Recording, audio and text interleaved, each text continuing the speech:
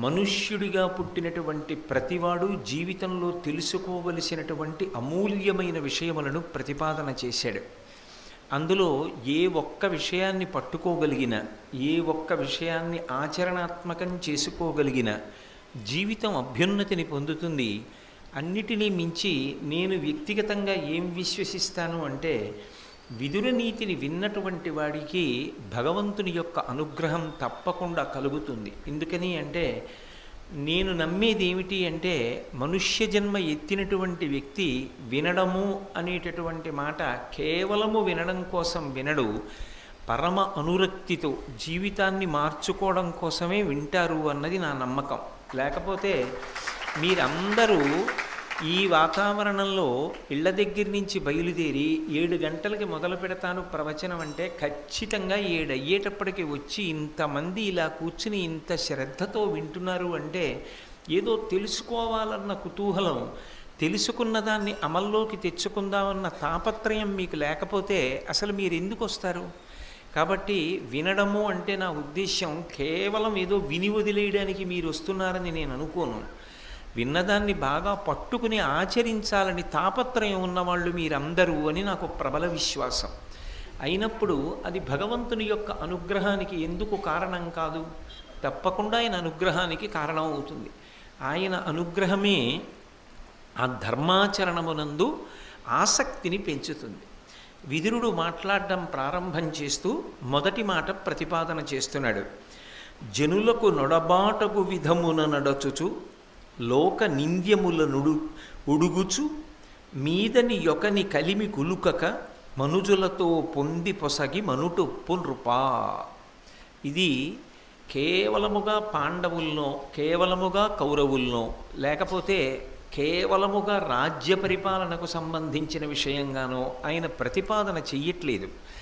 నేను ముందే చెప్పినట్టుగా దేశకాలములతో సంబంధం లేకుండా సమస్త మానవాళికి పనికొచ్చేటటువంటి విషయాన్ని ప్రతిపాదన చేస్తున్నాడు. అందులో ఆయన కొన్ని విషయాలు చెప్తున్నాడు వరుస క్రమంలో. అందులో మొదటి విషయం ఏం చెప్పాడు అంటే, జనులకు ఒడబాటకు విధమున నడచుచు లోక నింద్యముల నుడుగుచు. మనిషి బ్రతకడము అనేటటువంటి మాటకు అర్థం భగవంతుడు ఎన్ని ఊపిరిలు ఇచ్చాడో ఆ ఊపిరులనన్నింటినీ కూడా వ్యయం చేసేయడము అని కాదు. ఎందుకని అంటే, ఆయుర్దాయాన్ని భగవంతుడు ఇచ్చినప్పుడు ఇన్ని సంవత్సరములు అని ఇవ్వడు, ఇన్ని ఊపిరులు అని ఇస్తాడు. అవి ఎవరు లెక్క పెట్టుకుంటారు అంటే, చిత్రంగా ఇక్కడ కూర్చుని గుప్తంగా ఆయనే లెక్క పెట్టుకుంటూ ఉంటాడు. అది అయిపోయిందనుకోండి, ఆయన ఉత్తరీయం దులుపుకుని లేచిపోతాడు. ఆయన లేచిపోయాడు అనుకోండి, భగవద్దర్శనం ఆగిపోయింది అని గుర్తు ఏమిటంటే ఇంకా గంట మోగదు, అనాహతము, ఇక్కడ ఉన్నటువంటి శబ్దము ఆగిపోతుంది. ఆగిపోయింది అంటే శివము శవమైపోతుంది. కాబట్టి మనిషి బ్రతకడము అంటే కేవలముగా భగవంతుడిచ్చిన ఆయుర్దాయాన్ని పూర్తి చేసుకోవడము కాదు. మరి ఏమిటి చెయ్యాలి అంటే, ఆయన అంటాడు, జనులకు ఒడబాటకు విధమున నడచుచు, అందరూ సంతోషించేలా తాను జీవనం చేస్తూ. అందరూ అంటే సమస్తమైనటువంటి మనుష్యులు. అందులో మళ్ళీ భేదభావనలు ఏ కారణం చేత చూడడానికి వీలు కాదు. స్త్రీ, పురుష, పండిత, పామర, కుల, మత, వర్ణ, వర్గ, ధనిక, పేద విచక్షణ మనస్సు యందు ఉండరాదు. వాళ్ళు కూడా మనుష్యులే అన్న భావన తప్ప వేరొక భావన మనసునందు ఉండడానికి వీల్లేదు. అటువంటి భావనతో ప్రారంభం చేసి, జనులకు ఒడబాటకు విధమున నడచుచు లోక నింద్యముల నుడుగుచు. ఏ పనులు మనం చేస్తే లోకమంతా మనని నింద చేస్తుందో, తప్పు పడుతుందో అటువంటి పనులను ప్రయత్నపూర్వకంగా చెయ్యకుండా ఉంటూ. ఈ రెండు ముందు బాగా పట్టుకోవాలి. మనం చూడండి, ఒక మాట, తేలిక మాట ఒకటి వాడుతుంటాం. ఒకరి కొరకు 10 మంది, 10 మంది కొరకు ఒకరు బ్రతకాలి అంటూ ఉంటాం. ఇది ఎప్పుడో ఆర్షవాక్కుగా విదురుడు ప్రతిపాదన చేసినటువంటి మాట.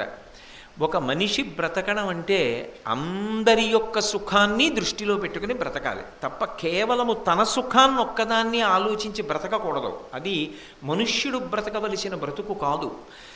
ఈ మాట ఎందుకు అంటున్నాడు విదురుడు అంటే మీరొక్క విషయం బాగా గమనించవలసి ఉంటుంది. అసలు నిజానికి భగవంతుడు ఎక్కడుంటాడు అంటే నేను ఆ దేవాలయంలో ఉంటాడు అని నేను అనుకోండి.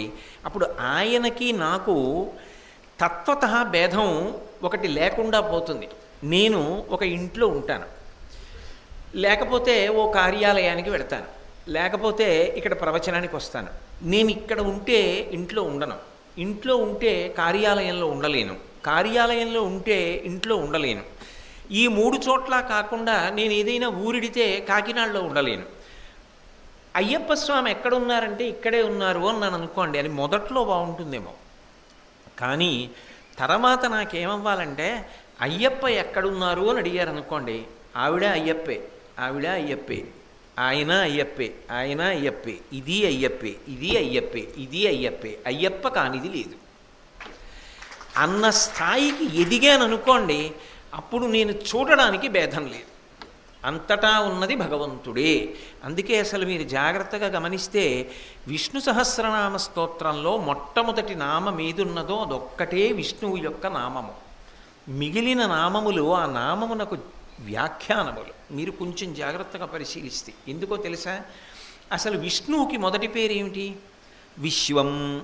అది కాదు, విశ్వం అన్న నామం స్త్రీనామం కాదు, పురుషనామం కాదు, అది నపుంసక నామం. అంటే అసలు నిజానికి భగవంతుడు స్త్రీ కాడు, భగవంతుడు పురుషుడూ కాడు, భగవంతుడు నపుంసకుడూ కాడు. అందుకే భాగవతంలో స్త్రీ పురుష నపుంసకమూర్తియును కాక కర్మ గుణ భేద సరసత్ప్రకాశి కాక వెనుకనన్నియుతానగు విభుతలంతు.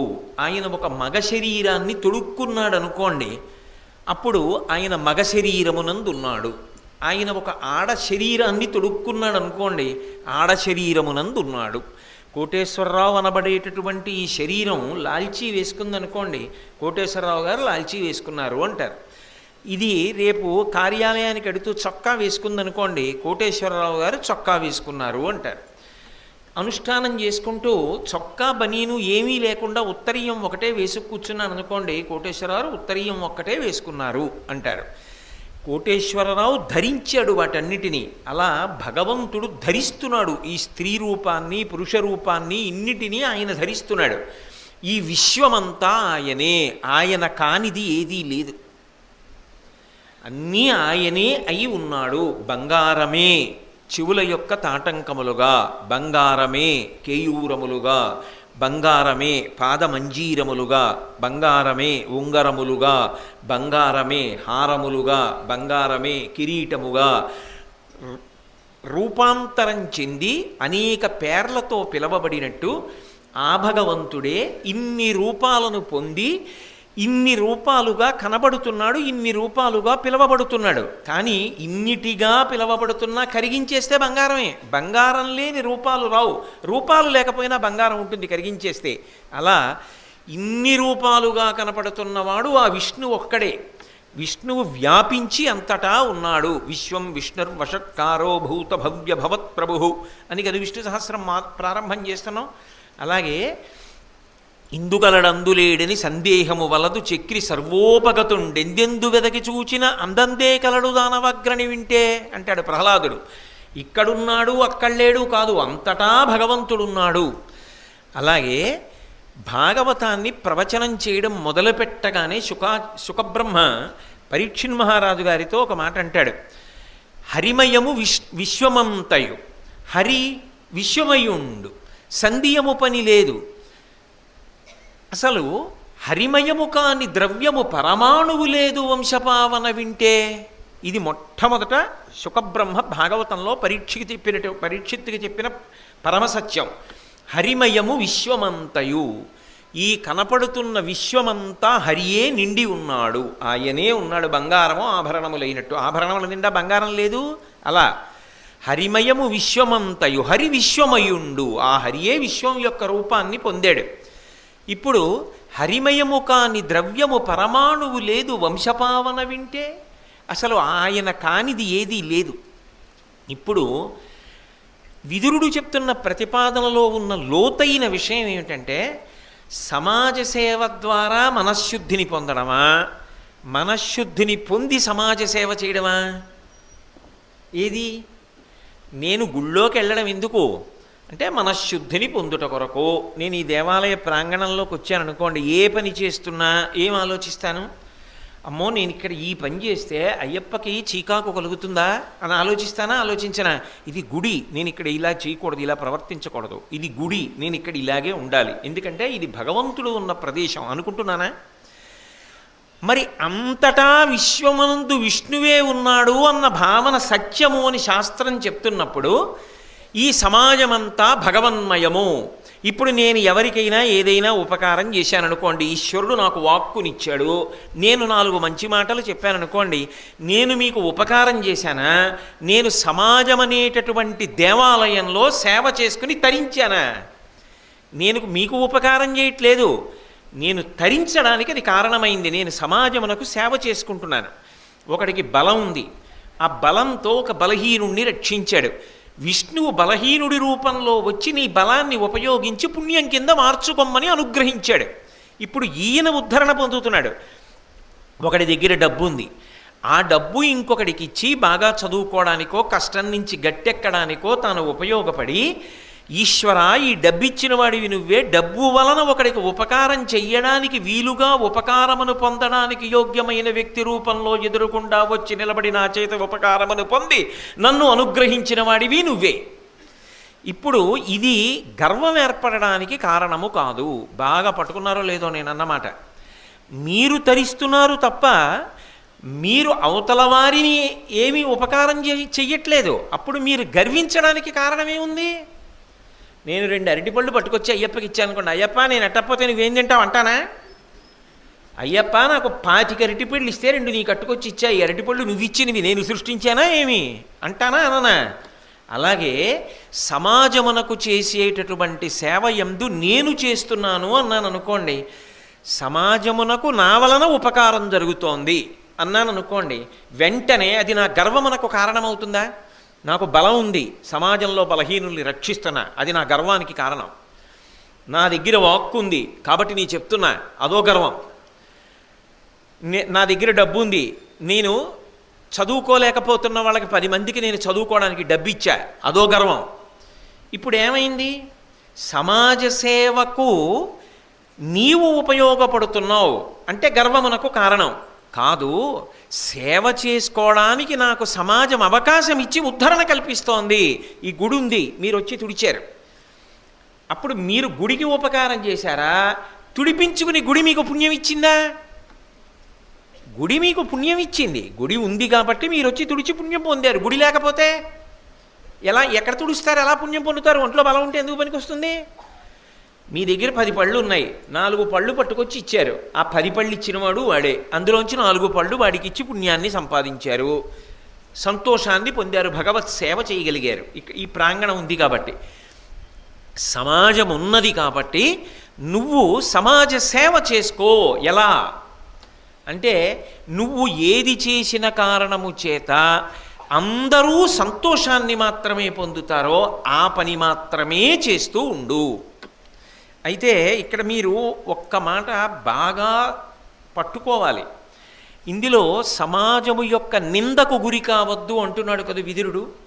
సమాజము యొక్క నిందకు ఎప్పుడు గురవుతాడు మనిషి అంటే తన ఇంద్రియములు, తన మనస్సు, తన బుద్ధి సంతోషపడడానికి సమాజాన్ని తన కోసం వాడుకోవడం మొదలుపెట్టాడు అనుకోండి. నేను వ్యాపారం కింద మార్చాను అనుకోండి, దేన్నైనా కూడా నా ఇంద్రియములు సుఖం పొందడానికి నేను సమాజాన్ని వాడుకోవడం మొదలుపెట్టాను అనుకోండి. నేను వృద్ధిలోకి రావడానికి నీతి తప్పి సమాజాన్ని వాడుకోవడం మొదలెట్టాను అనుకోండి. సమాజం అంటే నేను చెప్తున్నది లోకమే. నాకు ఉద్యోగం ఇచ్చారండి, నేను ఆ ఉద్యోగం చేసి ధార్మికంగా సంపాదించడం మానేసి అధార్మికంగా సంపాదించాను అనుకోండి, లోకనిందకు గురవుతున్నట్టు లెక్కే. నా పదవిని దుర్వినియోగం చేశానా లేదా? కాబట్టి అది దోషం చేసినట్టు. అలాగే నాకు 4 వాక్కులు భగవంతుడు ఇచ్చాడు, ఇక్కడికి వచ్చి నన్ను చెప్పవయా మేము వింటామని మీరు ఇన్ని వేల మంది వచ్చి కూర్చున్నారు. మీరు కూర్చుంటున్నారు కదా అని చెప్పి నేను భారతం చెప్పడం మానేసి అక్కర్లేని విషయాలన్నీ మాట్లాడడం మొదలుపెట్టాను అనుకోండి, అప్పుడు నేను లోకమును నా సంతృప్తి కొరకు వాడుకుంటున్నట్టే. అది దోషం. ఇతర విషయాలు చెప్పమని నిన్నెవడు చెప్పాడు? నువ్వు భారతం ఒక్కటే చెప్పంతే. నువ్వు భారతం చెప్తామని వాళ్ళు వస్తున్నారు, విదురుడు ఏం చెప్పాడో అది చెప్పంతే. అది అంతకు మించి దాటి మాట్లాడకు. నువ్వు మాట్లాడేది విదురుడు చెప్పిన దాన్ని సమర్థించాలంతే. అంతకు దాటి వెళ్ళడానికి నాకు అధికారం లేదు. అలా వాడుకున్నాను అనుకోండి, లోకమును నా సంతృప్తి కొరకు, నా ఇంద్రియముల తృప్తి కొరకు, బుద్ధి తృప్తి కొరకు నేను వాడుకుంటున్నాను. అప్పుడు అది ప్రమాదహేతు. అది రాక్షసత్వం వైపుకి వెళ్ళిపోయిందనుకోండి, సమాజము బాధపడి తాను సంతోషిస్తాడు. అది ఇంకా ప్రమాదం. అది ఎలా ఉంటుంది అంటే, ఒక భయం మీకు తేలికగా అర్థం అవడానికి నేను ఒక తేలిక ఉదాహరణ వాడుతున్నాను. అంతకన్నా వ్యగ్రతతో కూడిన ఉదాహరణలు వాడడం నాకు ఇష్టం లేక. ఇప్పుడు ఏదో ఓ పంది అరిచినట్టో, ఓ కుక్కరిచినట్టో, ఓ పిల్లి ఏడిచినట్టో, ఒక పిల్ల చటుక్కున ఏ మెట్ల మించో కింద పడిపోతే పెద్ద ఆర్తనాదం చేసినట్టో, నేను వెడుతున్నటువంటి నా ద్విచక్ర వాహనానికి నేను దాన్ని శబ్ద పరికరంగా అంటే హారన్గా పెట్టుకున్నాను. ఇప్పుడు నేను అలా వెళ్ళిపోతున్నాను, నా ముందు ఎవరో పాపం పెద్ద ఆయన వెళుతున్నాడు ద్విచక్ర వాహనం మీద. నేను వెనక నుంచి వచ్చి ఇప్పుడు నేను శబ్దాన్ని ప్రయోగిస్తాను. నేను ఇలా నొక్కితే అది పలుకుతుంది కదా, అది పసిపిల్ల క్యారమని ఏడ్చినట్లు వస్తుంది. నాకు తెలుసు ఆయన ఉలిక్కి పడతాడు నేను నవ్వుకుందామని. నేను నొక్కాను. ఆయన పెద్దవాడు కదా, తాత అయినవాడు కదా, అయ్యో పసిపిల్ల ఎక్కడో పడిపోయిందని చాలా కంగారు పడిపోయి అటు ఇటు చూడటంలో ఆయన కింద పడ్డాడు. నేను పరమానంద పడిపోయి వెళ్ళిపోయాను అనుకోండి. ఇప్పుడు ఆయన లేచి తిడతాడా తిట్టడా? నేను అక్కడ దొరకకపోయినా నన్ను అందరూ తిడతారా తిట్టరా? ఒకవేళ అది నేను చేశానని తెలియకపోయినా తిట్టుకుంటారా తిట్టుకోరా? దుర్మార్గుడు ఎవడు రావాడు అని అడుగుతారా అడగరా? ఆ బుద్ధి మొదట ఉండాలి వాడేటప్పుడు. లోకము బాధపడే పని నువ్వు చెయ్యవద్దు. అప్పుడు ద్విచక్రవాహనం మీద వెడుతూ సెల్ ఫోన్ మాట్లాడడం కూడా అంతే. సమాజము దేవాలయమైనప్పుడు చెలగాటం ఆడవద్దు. సమాజము దేవాలయమని ప్రయాణం చెయ్యి. సమాజము యొక్క హితము కొరకు పనికొస్తుందా? నేను ఇలా బ్రతకవచ్చా? నేను ఇలా బ్రతికితే రేపొద్దున్న నా బిడ్డలకి ఎలా నేను ఉదాహరణ అవుతాను? నాన్నగారు ఆదర్శవంతమైన జీవితం అని నా బిడ్డడే అనలేకపోతే, నేను నా కొడుక్కు నీతి చెప్పవలసి వచ్చిందనుకోండి, నాన్నగారు మీరు వయసులో ఉండగా ఏం చేశారో మాకు తెలీదా అన్నాడు అనుకోండి, నా బ్రతుకు ఏం బ్రతుకప్పుడు? అందుకే ఒకడు చూస్తున్నాడా అన్నది కాదు, అది నాకు శాస్త్రము ప్రమాణం అంతే. సమాజ హితము కొరకు నేను బ్రతుకుతున్నానా? సమాజమును నా ఇంద్రియముల యొక్క సుఖము కొరకు నేను వాడుకోవట్లేదు. నేను లోకము యొక్క నింద కలుగుతుందన్న పని నేను చెయ్యకూడదు అంతే. లోకము ఏ పనులు చేస్తే నింద చేస్తుందో ఆ పనులు చేసినప్పుడు వాడు ఎంత డాంబికంగా కనపడినా జీవితము నిరుపయోగమే. ఆయన ఎన్ని బొట్లెట్టుకున్నాడు, ఏ పంచ కట్టుకున్నాడుతో సంబంధం లేదు.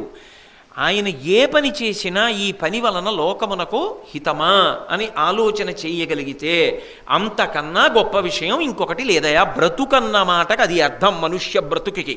ఇది పశువులకు అన్వయం కాదు. ఓ కుక్క ఉందనుకోండి, అది ఓ పిల్ల అలా పెడుతుంటే కరుస్తుంది, ఓ పంది కనపడితే కలిగిపడుతుంది. ఎందుకు కలిగిపడుతుంది అంటే దానికేం కారణం అక్కర్లేదు, అది కుక్క బుద్ధి అంతే. ఒక సింహం ఉందనుకోండి, ఈనుతున్నటువంటి జింక అని కూడా చూడదు, దాన్ని కొడుతుంది. ఓ పిల్ల కింద పడింది అనుకోండి, దాన్ని కూడా తినేస్తుంది. అది దాని ధర్మం అంతే, దానికి ఏం తెలియదు. కానీ నేను మనుష్యుణ్ణి. నేను ఒక పని చేసేటప్పుడు సమాజము దేవాలయము, నా చుట్టూ ఉన్న సమాజమే దేవాలయం. ఎన్నాళ్ళు ఇది దేవాలయం, నా ఇంట్లో ఉన్న పూజగది అని బతకను? వివేకానందుడు అంటే అదే అంటాడు, పూజగదిలో పూజ మొదలుపెట్టి సమాజమునందు మరణించడం, నువ్వు పూజగదిలో మరణించడం కావాలి. నేను పూజగదిలో పూజ చేయగలనేమో కానీ పూజగదిలో మరణించగలనా? కానీ ఆఖరణ నా శరీరం ఎక్కడ పడిపోయినా నేను నా పూజా మందిరంలో పడిపోయిన వాడిని కావాలి. అంటే అది ఎప్పుడవుతుంది? నేను ఎదిగి అంతా నాకు పూజా మందిరం అయితే. అలా బ్రతుకు సుమా, నీ బ్రతుకు మెట్టు మెట్టు మెట్టు మెట్టు పైకెక్కు. ఇప్పుడు అలా ఎలా బ్రతుకుతాం? ఏది చేస్తున్నా ఇది లోకహితమునకు పనికొస్తుంది అని ఎలా నిర్ధారణ చేసుకోవాలి? ఒక్కటే, నేను చేస్తున్న పని ధర్మచట్రములోకి ఇముడుతోందా? అదొక్కటి చూడు చాలు. అది ఇముడుతోంది, చేసేయి, ఏం పర్వాలేదు. అది ధర్మచట్రంలోకి ఇమిడింది, చెయ్యి. అది ధర్మచట్రంలోకి ఇమడదు, చేయవద్దు. నువ్వు సిద్ధాంతాలు చేయకు, దీనివల్ల లోకానికి హితం ఏం తప్పిందండి అని అనకు. అది తప్పి తీరుతుంది. నువ్వు బుకాయించవచ్చు ఇవాళ, కానీ రేపొద్దున్న నిజంగా అది ఎక్కడ హితం తప్పిపోయిందో తెలిసిన తర్వాత నువ్వు మాత్రం దాన్ని ఇంకా మార్చలేవు, అది దోషమైపోతుంది. ఈ రెండిటిని సమన్వయం చేసుకోవడం జీవితంలో రావాలి సుమా. అలా రెండిటిని కలపడం రాకపోతే ఇబ్బందికి వెడుతుంది. కాబట్టి ఇప్పుడు దేవాలయానికి వస్తే ఏం చేస్తున్నావు? పూజ చేస్తున్నావు. సమాజానికి వెడితే ఏం చేస్తావు? నాకు ఏముందని నేను సేవ చేయనండి అని అడక్కు. నీకు భగవంతుడు పెట్టుబడిగా రెండిటినిచ్చి పంపించాడు. ఏవి ఆ రెండు? 84 లక్షల జీవరాశులలో 83,99,999 ప్రాణులకు భగవంతుడు వాక్కు ఇవ్వలేదు. నాకొక్కడికే వాక్కు ఇచ్చాడు, నాకంటే మనుష్యులకు.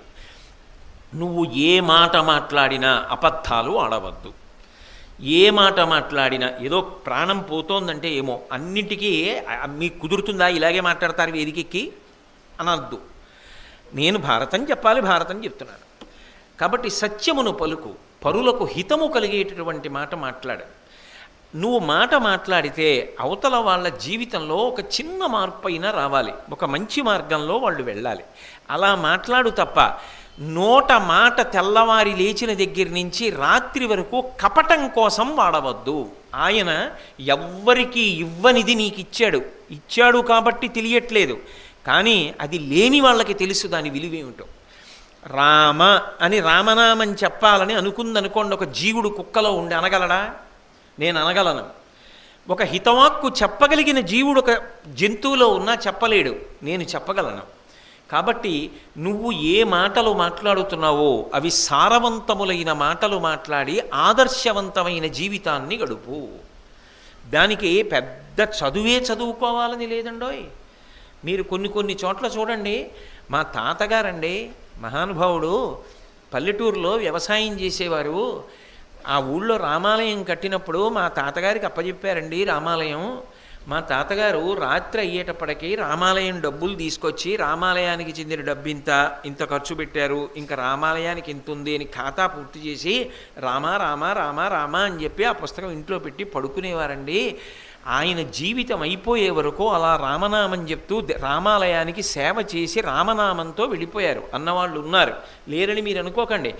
మన సత్సంగంలోనే ఉన్న ప్రసాద్ బాబు గారు వాళ్ళ తాతగారు ఎక్కడో పల్లెటూరులో ఒక రామాలయానికి అలా సేవ చేసి తరించారు. ఆ తాతగారిని ఉదాహరణగా పెట్టుకున్నారు అనుకోండి, మీరు కూడా అది ఒక దేవాలయానికి సేవ చేయొచ్చు, మీరు కూడా ఒక దేవాలయాన్ని కాపాడచ్చు. ఆయనలా నిజాయితీగా బ్రతికేవాడిని కదా ఒక రామాలయాన్ని చేతిలో పెట్టారు. అలా నిజాయితీగా జీవించడానికి వాక్కు చాలు, సమాజానికి సేవ చేయడానికి ఈశ్వరుడిచ్చిన శరీరం చాలు.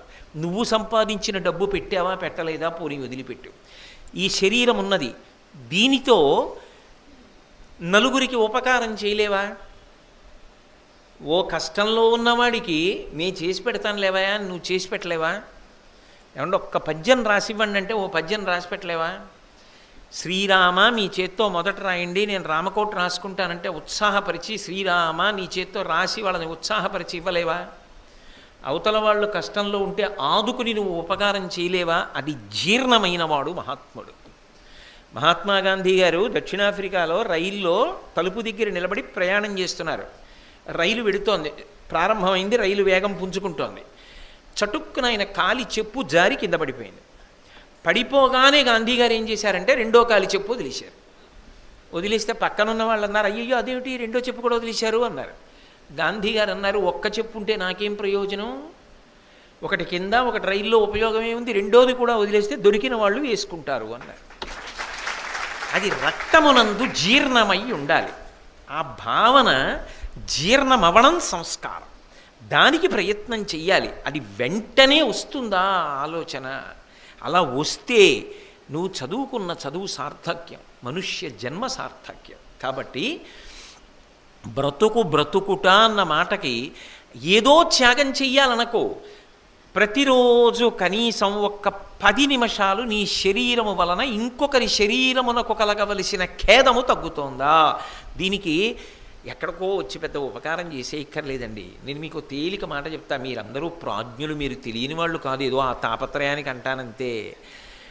మన బనీను మనం ఉతుక్కుని, మహాత్మా గాంధీ గారి స్వచ్ఛ భారత్ అదే, మన మరుగుదొడ్డి మనం కడుక్కుంటే చాలు. మహాత్మా గాంధీ గారు మరుగుదొడ్లోకి వెళ్ళారు. వెళ్ళేటప్పటికి అంతకు ముందు వెళ్ళిన వ్యక్తి దాన్ని అంతా శుభ్రంగా పాడు చేసేశాడు. ఆయనకి పాపం ఏదో అతిసారం ఉంది, చాలా పాడు చేసేసి వెళ్ళిపోయాడు. గాంధీ గారు వెళ్ళిన తర్వాత బయటికి రావడానికి చాలాసేపు పట్టింది.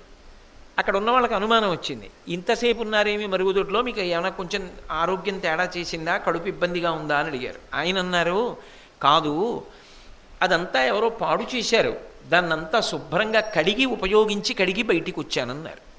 అంటే వాళ్ళందరూ గుండెలు బాధేసుకుని అన్నారు, అయ్యయ్యో అలా ఎందుకు చేశారు, బయట బోర్డు పెట్టేద్దాం అన్నారు.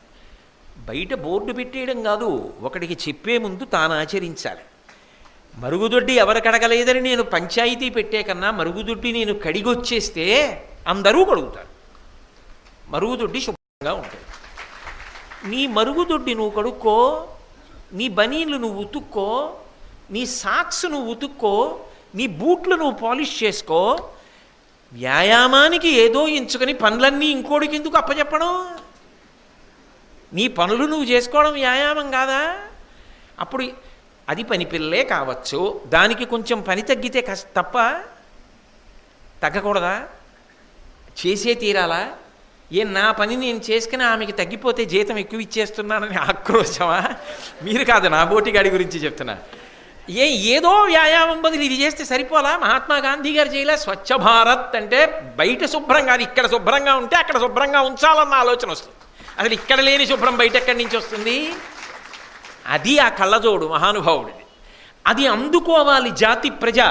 దానికి విదురుడు పునాది వేసి ఎప్పుడో మాట్లాడాడు మహానుభావుడు ద్వాపర యుగంలో. కాబట్టి జనులకు ఒడబాటకు విధమున నడచుచు లోక నింద్యముల నుడుగుచు, ఒక మనిషి శరీరం వదిలిపెట్టేశాడు అనుకోండి, కనీసం ఒక 100 మంది వచ్చి, బా ఏమి బ్రతికాడండి మహానుభావుడు, ఆయన వల్ల మేము ఇది నేర్చుకున్నామండి అన్నారనుకోండి, అది బ్రతుకు.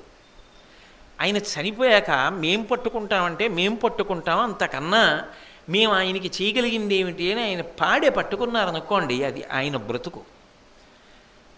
ఆయన చనిపోయినప్పుడు ఒక్క 3 అన్నం తినడం మానేశారనుకోండి, ఆయన వెళ్ళిపోయారని తెలిసి అన్నం ఎలా వండుకోం అని 3 అన్నం వండుకోలేకపోయారనుకోండి, ఆయన బ్రతికినది బ్రతుకు.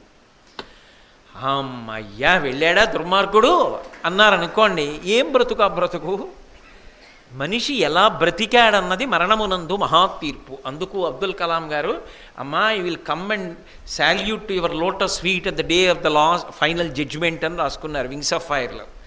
అంతిమ తీర్పుని భగవంతుడు ఇచ్చేటటువంటి ఆఖరి శ్వాస నువ్వు సాధించిన దానికి ప్రమాణంగా నిలబడాలి. కామకోటి పీఠాధిపత్యం వహించిన చంద్రశేఖరేంద్ర సరస్వతి మహాస్వామి వారు బ్రహ్మీభూతులయ్యారు అన్న వార్త తెలియగానే దేశం నలుమూలల నుంచి, కులమతాలతో సంబంధం లేదు, ఎక్కడెక్కడి వాళ్ళు వచ్చి బారులు తీరారు. కాంచీపురంలో కన్నుల నీరు పెట్టుకున్నారు, 1000 మంది అన్నం మానేశారు. అది జీవితం. అలా బ్రతకగలగాలి. అలా బ్రతకగలగడానికి 2 మార్గములను విదురుడు ఉపదేశిస్తున్నాడు. సమాజమును దేవాలయం చేసి నువ్వు చేస్తున్న పని సమాజ హితమునకు పనికొచ్చేదేనా? కాదు, చెయ్యవద్దు. ఇప్పుడు నాకు చెప్పండి, విదుర నీతి ఎవరికి పనికొస్తుంది? కళాశాలలో చదువుకునే పిల్లల దగ్గర నుంచి అందరూ విదుర నీతి వినవలసిందే. సమాజ హితమునకు మీరు ఎన్ని పోలీస్ స్టేషన్లు పెట్టినా, ఎన్ని కోర్టులు పెట్టినా చెయ్యలేనిది విదుర నీతిని ప్రచారము చేయడము ద్వారా సాధించవచ్చు. కాబట్టి లోక నింద్యముల నుడుగుచు, మీదని ఒకని కలిమి కులుకక. 3వ విషయం చెప్తున్నాడు, ఎలా బ్రతకాలి అన్నది చెప్తూ ఒకడు నీకన్నా అధికుడు ఉన్నాడు. ఉండరండి లోకంలో. ఇప్పుడు నేను ఇవాళ భారతం చెప్తున్నానండి, భారతం చెప్పినటువంటి వాళ్ళు ఇతపూర్వం లేరా? అసలు భారతం అనేటప్పటికీ తెలుగు నేల మీద గుర్తొచ్చేవాళ్ళు ఎవరు? మల్లాది చంద్రశేఖర శాస్త్రి గారు, మహానుభావుడు. ఇప్పటికీ వృద్ధాప్యంలో కూడా కంగున కంఠం మోగుతూ చాలా సందర్భాల్లో పుస్తకం పట్టుకోకుండా సంస్కృతాంధ్ర భారతములను అన్వయం చేస్తూ పద్యాలు చెప్తూ ఆయన మాట్లాడుతుంటే మళ్ళీ వచ్చి కూర్చుని భారతాన్ని సాక్షాత్తుగా ఏ వ్యాసుడో వైశంపాయనుడో చెప్తున్నాడా అనిపిస్తుంది. అలా చెప్పిన మహాపురుషులు ఉన్నారు.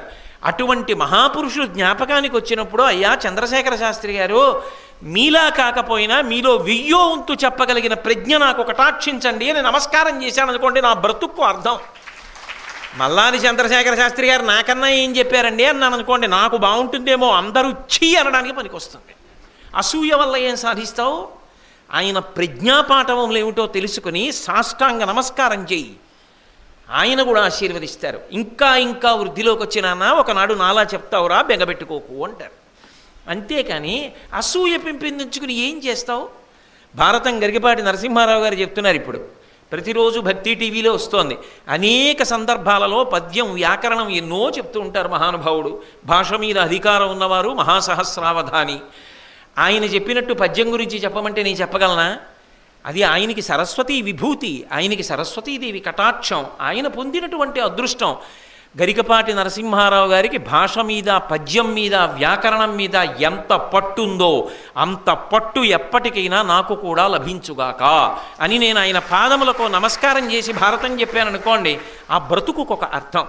అంతేగాని గరికపాటి నరసింహారావు మీద నేను ఏడిచి మళ్ళా అది చంద్రశేఖర శాస్త్రి గారి మీద నేను ఏడిస్తే అదేం బ్రతుకు? ఆ బ్రతుకు అది కాదు. అసూయ వలన నువ్వు పొందగలిగినది లేదు.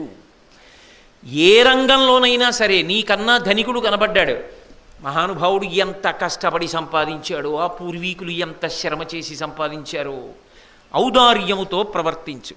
ఒక అధికారి కనబడ్డాడు, మహానుభావుడు ఎంత చదువుకున్నాడో, ఎంత కష్టపడుతున్నారో, నాదేముంది, ఓ గుమాస్తా ఉద్యోగంలోనో ఓ చిన్న అధికార పదవిలోనో ఉన్నాను కాబట్టి సాయంకాలం అయ్యేటప్పటికి దులుపుకు పోతాను.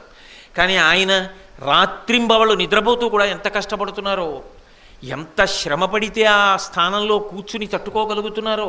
ఒక జిల్లా కలెక్టర్ గారు పేరు వినడానికి బాగుంటుంది, కానీ కలెక్టర్ గారు నేను నిద్రపోయినట్లు నిద్రపోతారా? నేను హాయిగా కాకినాడలో కూర్చుంటున్నాను, ఆయన రోజుకి ఎన్ని వందల కిలోమీటర్లు ప్రయాణం చేస్తున్నారో. కలెక్టర్ అన్న పదవి పేరు బాగుందేమో, కానీ ఆయన పడుతున్న శ్రమ, ఆయన్ని చూడగానే ఇంత శ్రమపడి ఇంత కష్టపడుతున్నందుకు నిజంగా మీకు ఇస్తున్న జీతం ఎంత జీతం ఇవ్వాలి, కానీ మీరు జీతంతో సంబంధం లేకుండా అంత కష్టపడి చేస్తున్నారే ఐఏఎస్ చదువుకున్నందుకు అని నేను అనుకున్నాను అనుకోండి, దానికి అర్థం ఉంది. అవతల వారి మాట దేవుడెరుగు. ముందు నేను ఒక వ్యక్తిత్వాన్ని సముపార్జించుకుంటున్నాను. అసూయతో ఎన్నాళ్ళు బ్రతుకుతావు? నీకన్నా అధికులు కనపడకుండా సమాజం అన్న దాంట్లో ఎలా ఉంటుంది? ఉంటారు అధికులు. ఆ అధికుల యొక్క ప్రజ్ఞాపాఠవాలకి 2 చేతులు ఎత్తి నమస్కారం చేసి బ్రతకడం నేర్చుకో. అంతేకాని అసూయ చెంది నీకన్నా గొప్పవారైన వారందరి మీద అసూయ పెంచుకుంటే దాని వలన నీకు వచ్చే ప్రయోజనం ఏమీ లేదు. ఎప్పుడూ మండిపోతూ ఉంటుందంతే గుండె. దాని వలన పొందే అది ఇంకొంచెం బాగా పెరిగి పరిణితి చెందిందనుకోండి, ఏదో బ్రహ్మరాక్షసైంది కురుపు అంటారే, అలా అదొక క్రోధానికి వెళ్ళి క్రోధము ప్రతీకార ధోరణి పొంది అవతల వాళ్ళు బాధపడేటటువంటి అకృత్యములకు పాల్పడతావు. నిన్ను నువ్వు నిభాయించుకోలేకపోతే పరమ ప్రమాదకరమైన ధోరణికి వెళ్ళిపోయి నేను బాగున్నానని నువ్వు అనుకుంటే దాని వలన వచ్చే ప్రయోజనం ఏముంది? లోకంలో ముతక సామెత ఉంటుంది, కిందపడి కూడా భూమి మీద ఉన్నానన్నట్టు ఎవడం. పడిపోవడం నేల మీద పడిపోయాడు, అయ్యయ్యో పడిపోయారంటే నేను ఎక్కడ పడిపోయాను, భూమి మీద ఉన్నానన్నాడు. అంటే తప్పు చేసి కూడా అది తప్పు కాదని సమర్థించుకుంటే ఇహ జీవితంలో వృద్ధిలోకి రాడు. కనీసం చేసిన తప్పు తప్పని ఒప్పుకోవాలి. అందుకే దీనికి మూలకందం మనిషిలో ఎక్కడుంది అంటే అసూయ. అసూయ అత్యంత ప్రమాదకరం. అయితే మీకు ఇక్కడ ఒక చిన్న విశేషం చెప్పాలి. అసూయ పొందినవాడు పాడవుతాడేమో, కానీ అసూయ మీరు ఎవరి మీద పెట్టుకున్నారో వాడి కీర్తి పెరుగుతుంది. అదో చమత్కారం శాస్త్రంలో. వాడు ధర్మం పట్టుకున్నంతకాలం వచ్చే విశేషం ఏమిటో తెలుసా? వాడి కీర్తి పెరిగిపోతూ ఉంటుంది. అసూయతో ఉన్నవాడు పతనమైపోతూ ఉంటాడు. అయితే ఎవరి పట్ల అసూయ పెట్టుకున్నాడో వాడు ధర్మాన్ని వదిలిపెట్టకూడదు సుమండి. నేను మీకు ఈ విషయం బాగా ఎప్పుడూ జ్ఞాపకం ఉండడానికి తేలిక మార్గం చెప్తున్నాను. మనం తెల్లవారితే తాగే నీళ్ళే నీళ్ళు, గోదావరి నీళ్లు. గోదావరి దేంట్లోంచి వచ్చింది? అసూయలోంచి వచ్చింది. అదేమిటండి గోదావరికి అసూయకి సంబంధం ఏమిటంటారా? మహానుభావుడు దేశమంతా క్షామం వస్తే గౌతమ మహర్షి ఒకనాడు తన తపశ్శక్తితో ఆశ్రమవాటంలో ఎంతమందికో అన్నం పెట్టాడు. అంతా క్షామం వస్తే ఈయనొక్కడే తపశ్శక్తితో ఇంతమందికి అన్నం పెడుతున్నాడు, ఈయనకి ఇంత కీర్తి వచ్చేస్తోందని ఆయన దగ్గర అన్నం తిన్న వాళ్ళు ఆయన మీద కక్ష పెట్టుకున్నారు, అసూయ పెంచుకుని చచ్చిపోయే ఆవును తీసుకొచ్చి అక్కడ పెట్టి ఆయన గడ్డి పరకతో ఇలా అంటే నువ్వు ఆవును చంపేశావని ప్రచారం చేసి నీ దగ్గర మేమేం తినమని బయటికి పోయారు. పెద్ద అల్లరి చేశారు, రగడ చేశారు, అపకీర్తి తెచ్చామనుకున్నారు. ఆయన ఏం చేశాడు, ఓహో నిజంగా నేను కానీ గోవుని చంపానా ఏమి అనుకుని పరమశివుడి గురించి తపస్సు చేసి గోదావరి, ఆ గోవుని బ్రతికించడానికి నదిని తీసుకొచ్చాడు. గోదావరి నీళ్లు తాగిన మనం అసూయాగ్రస్తులైనటువంటి మునుల కథ ఇప్పటికీ అలాగే చెప్పుకుంటున్నాం. వాడు ఎన్ని విభూతి పుండ్రాలు పెట్టుకున్న వాళ్ళైనా, ఎలా బ్రతికినా, మునులని పేరున్నా ఏమయ్యారు అసూయతో అంటే గౌతముడి పట్ల అసూయ పెట్టుకున్నారు. గౌతముడు ఏం చేశాడు, ఏం బెంగ పెట్టుకోవాలి, అదే ధర్మాన్ని పట్టుకుని అదే తపస్సు చేసుకున్నాడు. గోదావరి నది వచ్చింది, వాళ్ళు అప్పుడు అసూయ చెందితే ఇప్పుడు మనం తాగడానికి పంటలు పండించుకోవడానికి గోదావరి గౌతముడి చేత తేబడింది. ధర్మం పట్టుకున్న గౌతముడు ఏమయ్యాడు, గోదావరి నది ఉన్నంత కాలము, దేశం ఉన్నంత కాలము, ఈ భూమి ఉన్నంత కాలము గోదావరి ఉంటుంది. గోదావరి ఉన్నంత కాలము గౌతముడు ఉంటాడు. గౌతముడి పేరు ఉన్నంత కాలము ఆయన ధర్మము, ఆయన కీర్తి ప్రకాశిస్తాయి. ఆయన పట్ల అసూయతో ఉన్న వాళ్ళ పేరు కూడా చెప్పి ఛీ అంటారు. గోదావరి నది నీళ్లు తెల్లవారితే తాగుతున్న మనం, ఈ గోదావరి ఒకరు అసూయ పొందితే వచ్చిన నది, మనకు అసూయొద్దు అని అర్థం చేసుకోకుండా నీళ్లు తాగి బతికేస్తే ఇంకంతకన్నా అర్థం ఉందండి. ఏ నీళ్లు తాగి బతుకుతున్నామో ఆ నీళ్లు తాగుతున్నప్పుడైనా అసూయ ఉండకూడదన్నమాట జ్ఞాపకానికి రావద్దు. కాబట్టి ఈ మూడు బాగా జ్ఞాపకం పెట్టుకొని సమాజమునందు కలిసి బ్రతుకు, కలిసి బ్రతకండి, కలిసి బ్రతకండి, కలిసి బ్రతకండి. ఏమిటి కలిసి బ్రతకండి? కలిసి బ్రతకండి అంటే కలిసి బ్రతుకుతారా? ఎలా కలిసి బ్రతకాలో నేర్పాడు విదురుడు. అది బోధ అంటే. కలిసి బ్రతకండి అని నోటితో మాట చెప్పడం కాదు, ఈ మూడు అలవాటైతే కలిసి బ్రతుకుతావు, అందరితో నువ్వు కలవగలవు. అధికుడని అసూయ, తక్కువవాడని వాడిని చిన్న చేయడం, ఏదో నాతో సమానుడని ఉదాసీన భావన, ఇవేం ఉండవు. ఈ మూడు ఉన్ననాడు నువ్వు సమాజమునందు అంతర్భాగం అవడం కాదు, ఆస్తి అవుతావు. పాండవులకి గుణాలు లేవు, విదురుడికి గుణాలు లేవు, అందుకు కదా ఇప్పటికీ శాశ్వతమైనటువంటి కీర్తిని సముపార్జించారు. కాబట్టి జనులకు ఒడబాటకు విధమున నడచుచు బాగా జ్ఞాపకం పెట్టుకుని విదురనీతి వరకు మాత్రం తప్పకుండా, నేను మళ్ళీ చెప్తున్నా, భారతంలో విని తీరవలసిన అత్యద్భుతమైన విషయములలో ఒక మనిషి జీవితం మొత్తం మీద విదురనీతి వినకపోతే ఏదో లోటే. అంత గొప్ప విదురనీతి వింటున్నప్పుడు తప్పకుండా ఇంటికెళ్ళి ఒక్క పద్యమైనా మీ పిల్లలకి చెప్పే ప్రయత్నం చెయ్యండి.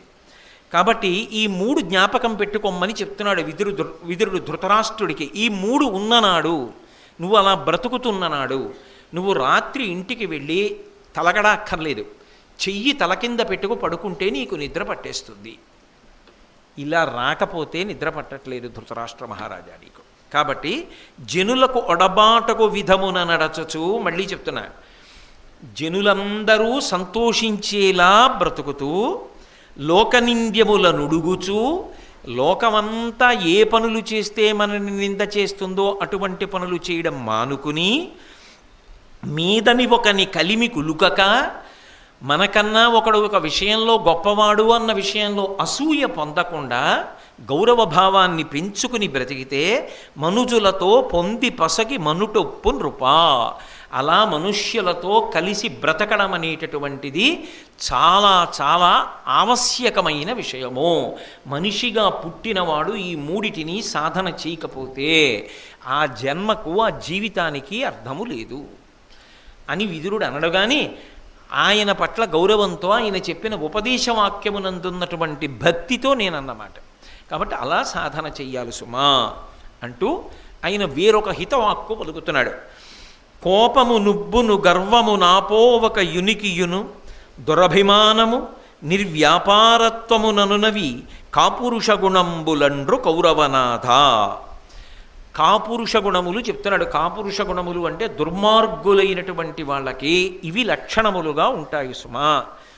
నీవు దుర్మార్గుడవు కావు అని అనిపించుకోవాలంటే ఒకడి దగ్గర నువ్వు తీర్పు పొందడం కాదు, అంతరాత్మ సాక్షి. ఇవి లేవు అన్న స్థితికి ఎదిగావా లేదా పక్కన పెట్టు. కనీసం ఇవి నీ యందు ఉన్నాయి అని నువ్వు అనుకుంటే వాటి నుంచి బయటపడడానికి ఏమైనా ప్రయత్నం చేస్తున్నావా?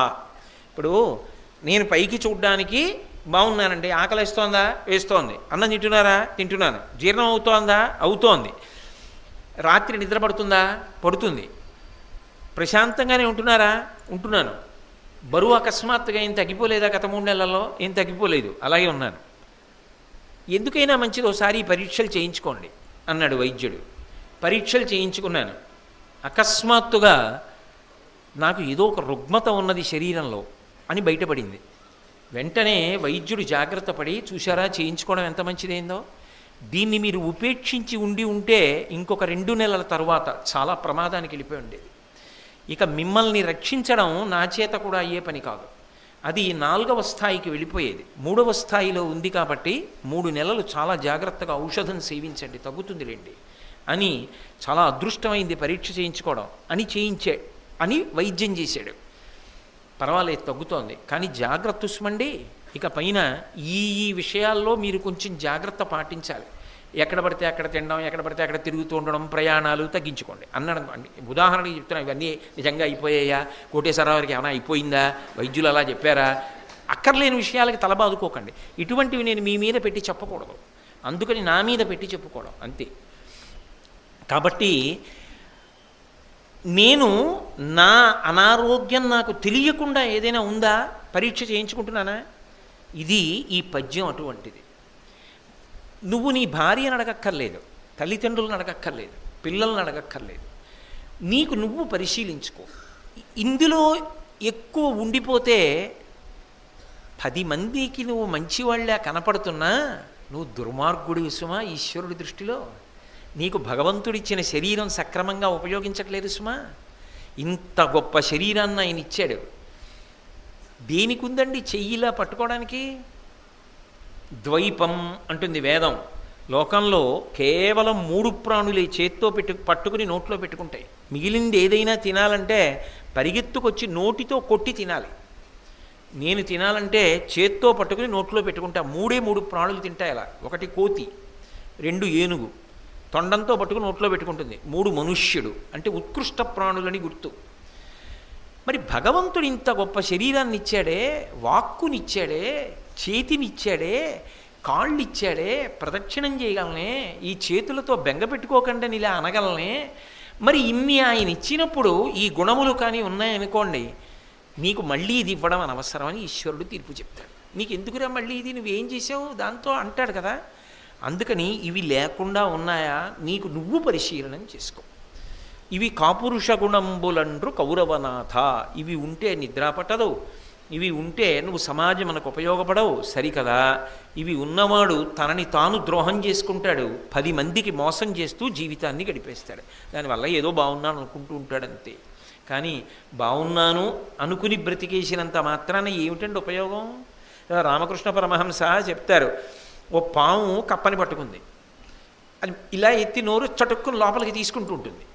ఆ కప్పని పట్టుకుంది, విషం ఎక్కుతోంది కప్పలోకి, మెల్లిగా కొద్దిగా మగతొస్తోంది, ఇక ప్రాణం వదిలేయాలి.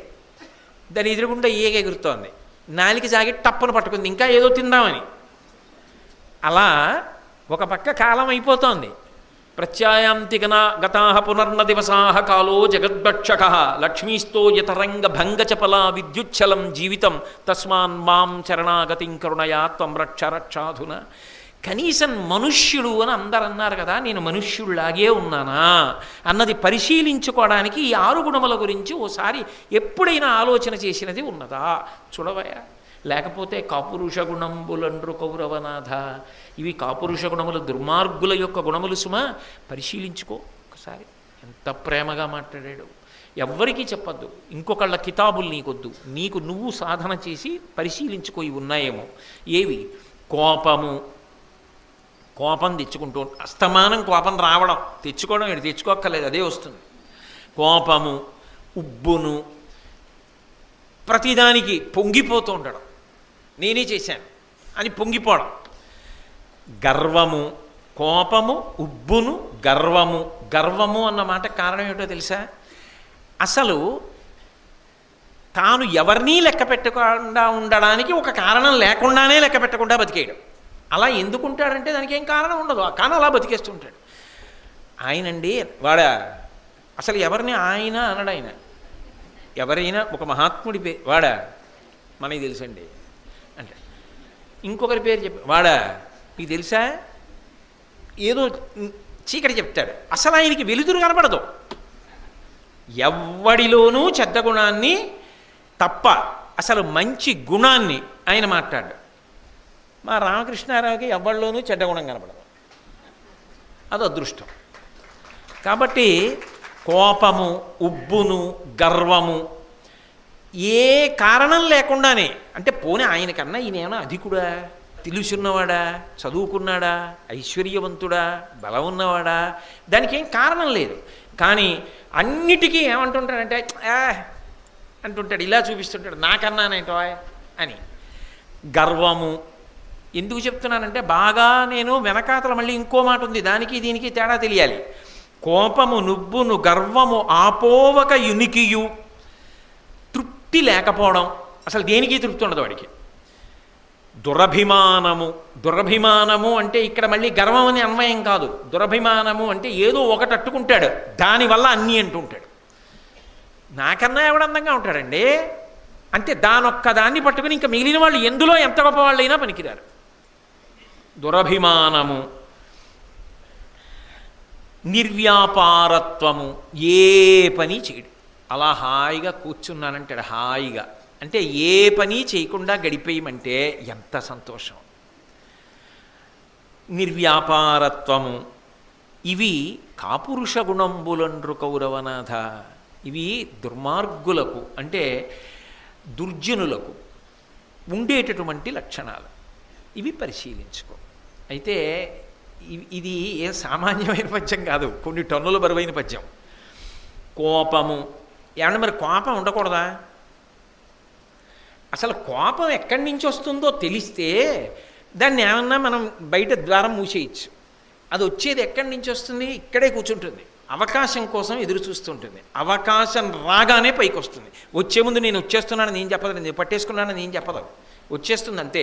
కామక్రోధశ్చ లోభశ్చ దేహే తిష్టంతి తస్కరా జ్ఞానరత్నాపహారాయ తస్మాత్ జాగ్రత్త జాగ్రత్త. ఇక్కడే కూర్చుంటుంది. ఎప్పుడు వచ్చేస్తుందో తెలియదు. ఉన్మాది కింద ప్రవర్తిస్తాడు. ముందు వాక్కు భ్రంశం అయిపోతుంది, ఏం మాట్లాడుతున్నాడో తెలీదు. అందుకే కోపం వచ్చేసింది అనుకోండి, ఆయనకి కోపం వచ్చి ఎంత గొప్ప పని చేశాడండి అన్నవాడు ఎవడు ఉండడు లోకంలో.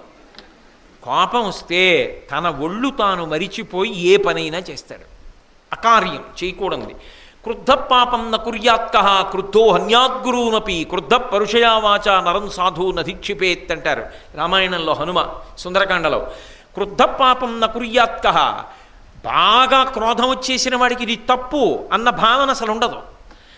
నకుర్యాత్కః క్రుద్ధో హన్యాద్గురూనపి, ఎదురుగుండా ఉన్నవాడు గురువు అంటే పెద్దవారు అని ఆలోచించడు, ఆయనని చంపేయడానికి కూడా వెనకాడు.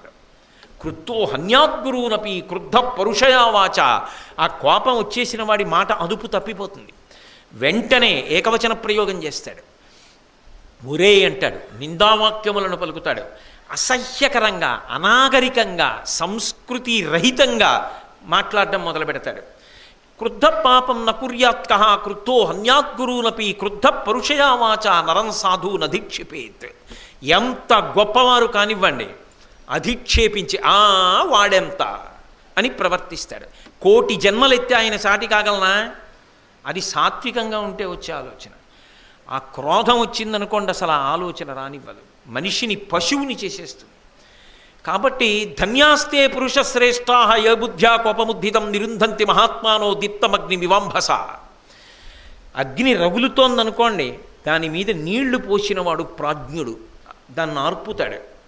అలాగే ధన్యాస్తే పురుషశ్రేష్టా ఏ బుద్ధ్యా కోపముద్ధితం నిరుంధంతి మహాత్మానో దీప్తమగ్ని వివాంభస. అగ్నిని నీటితో చల్లార్చినట్టు అంతఃపరిశీలనం చేత తన కోపాన్ని తాను తగ్గించుకున్నవాడెవడో వాడు ధన్యాస్తే పురుషశ్రేష్టా, వాడు ధన్యాత్ముడు.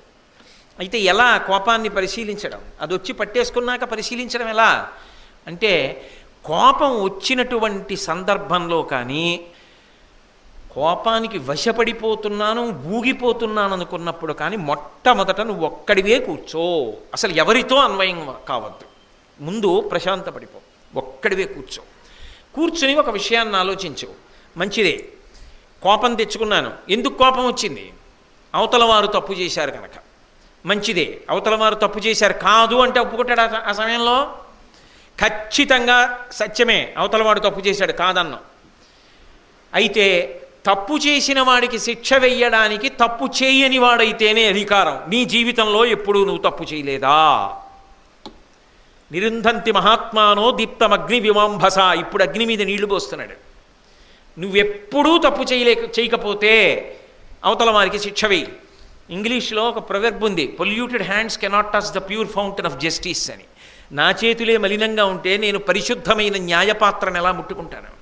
ముట్టుకోలేను, మలినమవుతుంది ఆ నీరు కూడా. అలాగే నేను ఏ తప్పు చేయని వాడనైతే వాడు తప్పు చేశాడని చెప్పాలి. నేను చేయలేదా? ఇవ్వాలంటే విదురునీతి చెప్తున్నా. ఏ తప్పు జీవితంలో చేయలేదా? పరమేశ్వరుడు యొక్క అనుగ్రహం చేత భయంకరమైన దోషాలు ఎప్పుడూ చెయ్యలేదు. కానీ సూర్యోదయం అయిపోయినా కూడా లేవకుండా నిద్రపోయిన రోజు లేదా? సూర్యాస్తమయం అవుతున్నా కూడా నిద్రపోకూడదని తెలిసి నిద్రపోయిన రోజులు లేవా? ఉన్నాయి. కొన్ని తప్పులు చేసిన ఉన్నాయి. కానీ భయంకరమైన దోషాలు మాత్రం పరమేశ్వరుడు అనుగ్రహం వల్ల నేను ఎన్నడూ చెయ్యకుండా నన్ను గట్టెక్కించాడు. ఇంతకాలం నా జీవితాన్ని గట్టెక్కించిన వాడు శేష జీవితాన్ని గట్టెక్కించడా? కాబట్టి నిరుంధంతి మహాత్మానో దీప్తమగ్ని వివాంభస.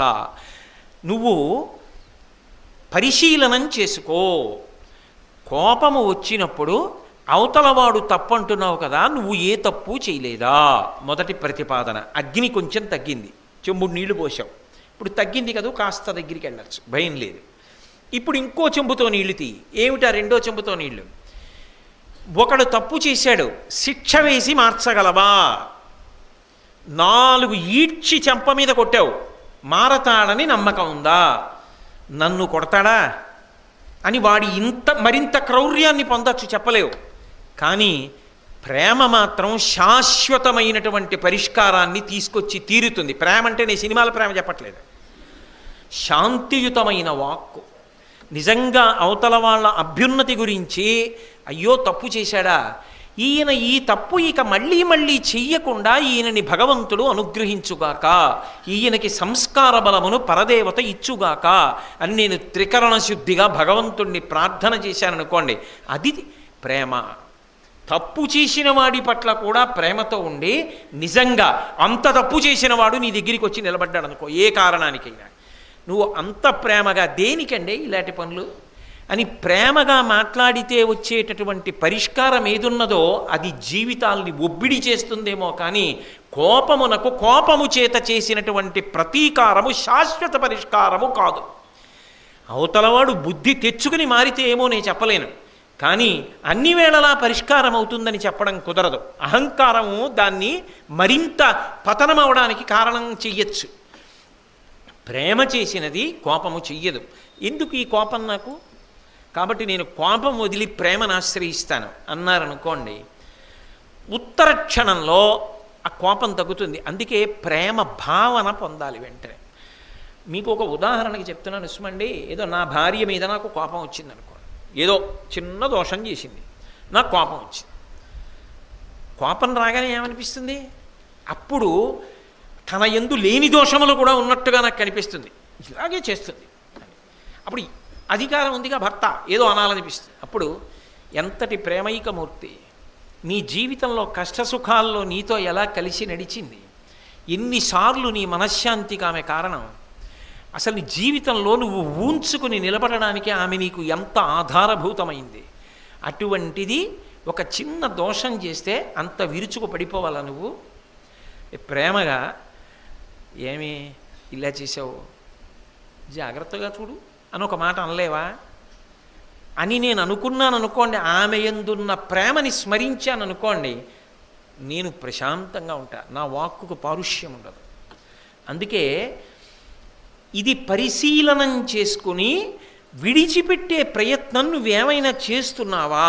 లేకపోతే నాకండి చాలా కోపం వస్తుందండి, అందుకే హడిలిపోతారు నన్ను చూస్తే, అదో పెద్ద గొప్ప విశేషమా? నేను ఇలా వస్తున్నాననేటప్పటికే పిల్లలకి హడల్, మా ఆవిడికి హడల్, నేనున్నంతసేపు ఇంటెన్సివ్ కేర్ యూనిట్లో ఉంటుంది మా ఇల్లు. ఏమిటి దానివల్ల గొప్ప? ఏమిటది గొప్ప? నిన్ను నువ్వు ఎప్పుడు పరిశీలించుకుంటావు? మరి అంటే నాబోటిగాడి గురించి నేను చెప్తున్నది, మీ గురించి కాదు. కాబట్టి కోపము అది ప్రమాదహేతు సుమా. దానివల్ల నువ్వు చెయ్యరాని పని చేసి పాడైపోతావు, కోట్ల జన్మల కిందకి వెళ్ళిపోతావు మళ్ళీ. అందుకని పరిశీలించుకో, జాగ్రత్త పడు. కోపము ఉబ్బును అంటే ప్రతి చిన్న విషయానికి కూడా ఇది నేనే చేశానని పొంగిపోతూ ఉంటాడు.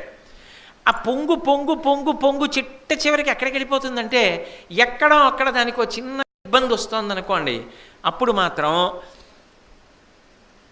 పెద్ద నిందావాక్యం ఒకటి పలికేసి దిక్కుమాలింది, ఇది నాదేమిటి పాని అంటాడు. అది అంటే ఇది నాది అని అంత పొంగు నువ్వు పొందినదైతే అది పాడవుతున్నప్పుడు కూడా నువ్వే దానికి కర్తవ్యతానిష్టతో ఉండి అరే ఇది పాడవుతోందని బెంగ కూడా పెట్టుకుని దానికి నువ్వే కదా సంరక్షించడానికి కూడా పూనుకుని ఏదో చెయ్యాలి, బాధతో కదా అది పూర్తవ్వాలి, నీ చేయి దాటితే అలా ఉండదు.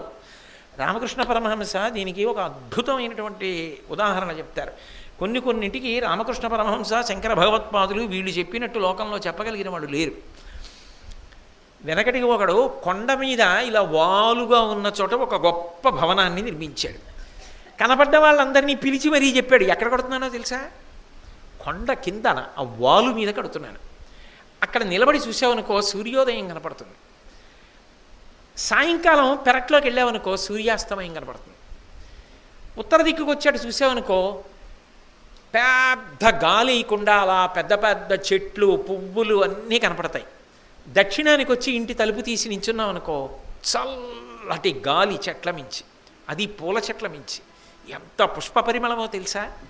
అసలు ఆ ఇంట్లో ఉన్నవాడికి అనారోగ్యం ఏమిటయా, ఓషధీ వృక్షాల మించి వస్తూ ఉంటుంది గాలి. అటువంటి ఇల్లు కట్టాను అన్నాడు. ఇప్పుడు ఉబ్బు ఇదంతా నేనే కట్టాడు. కొన్నాళ్ళైంది, అందరినీ తీసుకొచ్చాడు, చూపించాడు, పంపించాడు, ఫోటోలు తీసుకున్నాడు, సెల్ నిండా పెట్టుకున్నాడు, వాట్సాప్లో పెట్టాడు, అన్నీ అయిపోయాయి.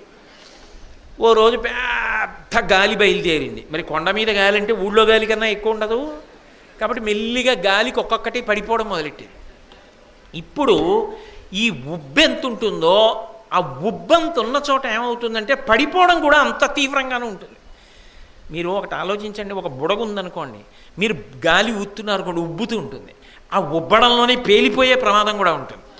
అది పేలిందనుకోండి ఇంకా మళ్ళీ బుడగగా కూడా ఉండదు, ముక్కలుగానే ఉంటుంది అంతే. అందుకే ఉబ్బుకి చిట్ట చివరి స్థితి ఏమిటంటే పేలిపోవడం. అందుకు మంచిది కాదు సుమ.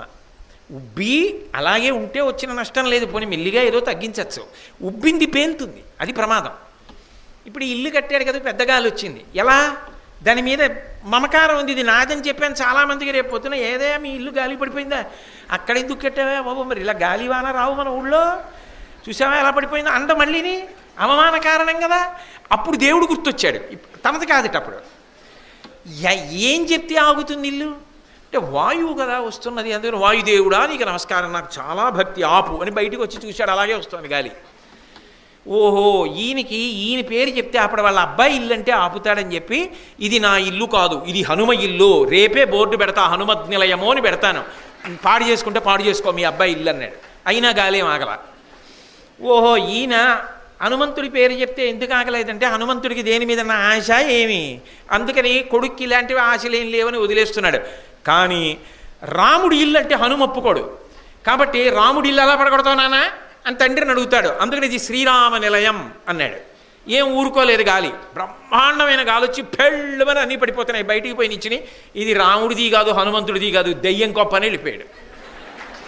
అదేంటి మరి కట్టినప్పుడు అంత గొప్పగా అన్నావు, పోయేటప్పుడు దెయ్యం కొంప అంటున్నావు అంటే ఉబ్బు అలా ఉంటుంది పేలిపోవడం. కాబట్టి ఉబ్బొద్దు దేనికి, దానికి పరిష్కారం ఏమిటి అంటే పొందకుండా ఉండలేవు. గృహస్థాశ్రమంలో మా అబ్బాయి అనకుండా ఎలా ఉంటావు, మా అమ్మాయి అనకుండా ఎలా ఉంటావు, మా ఇల్లండి అనకుండా ఎలా ఉంటావు, నేనేనండి ప్రవచనం చేసింది అనకుండా ఎలా ఉంటావు అనుకో. కానీ అన్నిటికీ విరుగుడు మనసులో మాత్రం ఒకటి అనుకుంటూ ఉండు ఎప్పుడు, ఇవన్నీ ఈశ్వరుడు నాకు ఇచ్చినవి అనుకుంటూ ఉండు, ఇవన్నీ భగవంతుడు ఇచ్చాడు నాకు, భగవంతుడు నాకు ఇచ్చి ఆయన ఎంతో సంతోషంగా నా చేత ఇవన్నీ చేయిస్తున్నాడు. ప్రవచనం నేను చేయడం ఏమిటి, మహానుభావుడు విదురుడు గురించి చెప్పవలసి వస్తే నేనా చెప్పగలిగిన వాడిని ఏం తెలుసని చెప్పను, ఆ విదురుడు అనుగ్రహించి చెప్పించాడు నా చేత. పగలంతా వర్షం, సాయంకాలం పిచ్చి పిల్లలందరూ వింటారని ఆగిపోవడం ఏమిటి? అది భగవద్ అనుగ్రహం అని అనుకున్నాను అనుకోండి. ఉబ్బు లేదు, పేలడం లేదు, రెండూ లేవు. దానికి కారణం వాడు. కాబట్టి వాడు ఉబ్బవలసిన వాడు. వాడికి ఉబ్బడం ఉందేమో కానీ పేలడం లేదు, కాబట్టి గొడవే లేదు. కాబట్టి నీ మీద పెట్టుకోకు, వాడి మీద పెట్టు. కొడుకు మంచివాడు, నా గొప్ప కాదు. మంచి కొడుకునికి అందామని సంకల్పాలు ఉంటాయేమిటి? కొడుకునికి అందామని సంకల్పం ఉంటుంది కానీ ఈశ్వరానుగ్రహం మాట వినే కొడుకునిచ్చాడు. ఈశ్వరానుగ్రహం స్వగృహేని సంకల్పం చెప్పుకొని ఏ చిన్న ఇల్లు, ఓ చిన్న ఇల్లుంది కాకినాడలో. ఈశ్వరానుగ్రహం ఒకళ్ళ దగ్గర చేయి చాపన అవసరం లేకుండా హాయిగా న్యాయంగా సంపాదించుకు తినడానికి భగవంతుడు ఉద్యోగం ఇచ్చాడు. ఈశ్వరానుగ్రహం అనుకూలవతినైన భార్యనిచ్చాడు. నీకున్న వాటి గురించి నువ్వు సంతోషించవు, కానీ అది ఈశ్వరానుగ్రహం అంటూ. అప్పుడు నువ్వు పేలిపోవడానికి, పొంగిపోవడానికి కారణాలు ఉండవు. ఉబ్బుని పరిశీలించడానికి అది కారణం అవ్వాలి. కానీ చేయకూడని పనులన్నీ చేసేసి ఇవి చేయడానికి ఈశ్వరుడే నాకు అవకాశం ఇచ్చాడని మాత్రం అనకూడదు. అలా అన్వయం చేయడాన్ని శాస్త్రం అంగీకరించదు. కాబట్టి ఈ ఉబ్బుని పరిశీలించుకోవడం వచ్చిందనుకోండి, అఘటనాఘటన కార్యములు కూడా అవుతాయి. ఎందుకంటే ఉబ్బు లేకపోవడమే ఈశ్వరానుగ్రహానికి కారణం. నీకు ఒకప్పుడు సంతోషించే కారణాలు ఉన్నాయి కానీ దుఃఖపడడానికి కారణాలు లేవు. అప్పుడు నువ్వేమన్నావు? ఇది నాది కాదు, నీ వల్ల అన్నావు. అదే ఈశ్వరుడు సంతోషించడానికి కారణం. కష్టం వచ్చినప్పుడల్లా గుర్తొచ్చి, సుఖంగా ఉన్నప్పుడు మాత్రం ఎప్పుడూ గుర్తురాననుకోండి, చిరాకేస్తుందా వేయదా?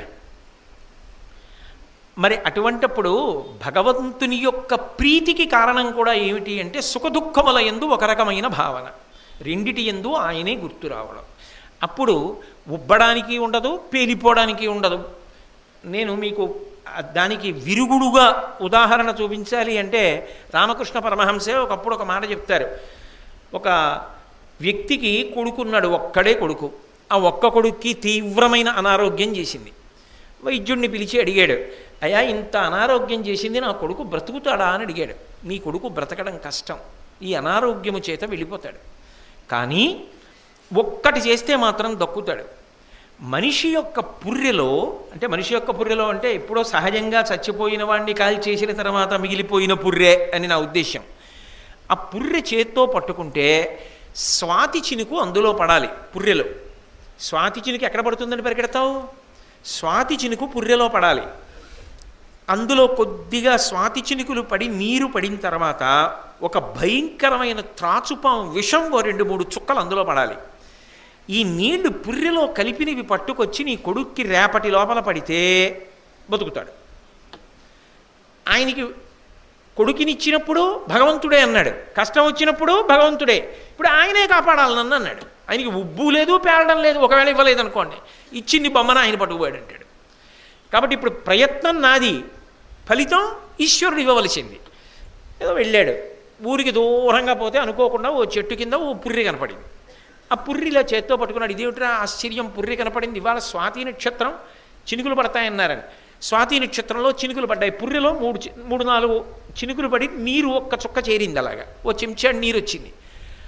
ఎంత ఆశ్చర్యం, ఈశ్వరానుగ్రహం అని చూస్తున్నాడు. ఈలోగా ఆ పక్కన చెట్టు తొర్రలో పడుకునుంది ఒక త్రాచుపం. దూరంగా ఒక కప్ప కనపడింది. దాన్ని పట్టుకుందామని చెప్పి త్రాచుపం పడగ విప్పింది. ఆ కప్ప, ఆ వ్యక్తి ఇలా పట్టుకుని ఉన్నాడు కదా పుర్రే, ఆ కప్ప పాము కొడుతుందేమో అని దూకడం కోసం ఈ చేతి మించి దూకింది. ఈ దూకడంలో పాము కూడా కప్పని పట్టుకుందామని ఒక్కసారి ఎగిరి పుర్రె మించి కప్ప కోసం దూకింది.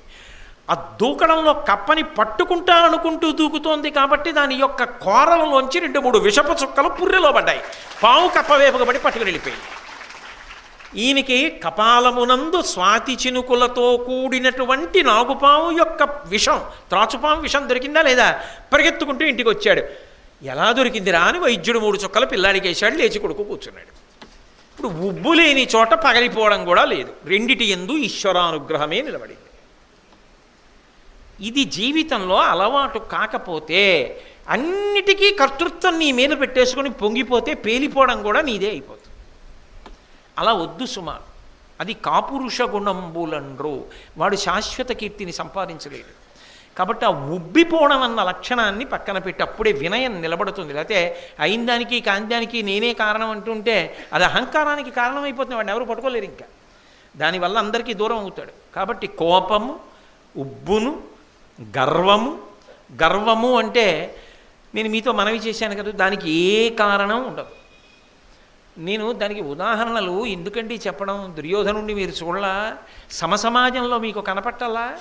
కొంతమంది ఉంటారు, అధికారిని ఏకవచన ప్రయోగం చేస్తాడు, ప్రభుత్వాన్ని నడిపే వ్యక్తిని ఏకవచన ప్రయోగం చేస్తాడు, మహాత్ముణ్ణి ఏకవచన ప్రయోగం చేస్తాడు, తండ్రిని ఏకవచన ప్రయోగం చేస్తాడు, పెద్దన్న గారిని ఏకవచన ప్రయోగం చేస్తాడు. ఒక్క తన గురించి చెప్పుకునేటప్పుడు మాత్రం బహువచనం మేము అంటాడు. ఏదో పెద్ద చక్రవర్తిలాగా నేనండం మేము అంటాడు. మీరు ఎవరి గురించి మాట్లాడండి, వాడా అంటాడంతే. అంటే అతను ఎందుకు అలా గర్వం అంటే దానికి ఏం కారణం ఉండదు. ఆయన ఇందులో గొప్పవాడు కాబట్టి ఆయనకి ఇంత గర్వం అంటే అని చెప్పడానికి ఏమి ఉండదు. ఆయన తెల్లగా ఉన్నాడని గర్వమా, పొడుగ్గా ఉన్నాడని గర్వమా, చాలా గొప్ప కవిని గర్వమా, ఐశ్వర్యవంతుడిని గర్వమా, అధికారిని గర్వమా, లేకపోతే ఆయన ఏమైనా గొప్ప విద్వాంసుడా, గొప్ప గాయకుడా, వాద్య నిపుణుడా, ఏమీ లేదు. కానీ మరి ఎందుకు అలా ప్రవర్తిస్తాడు అంటే అంతే, ఆయన దృష్టిలో ఎవరూ గొప్పవాళ్ళు కాదు, ఆయనే గొప్పవాళ్ళు.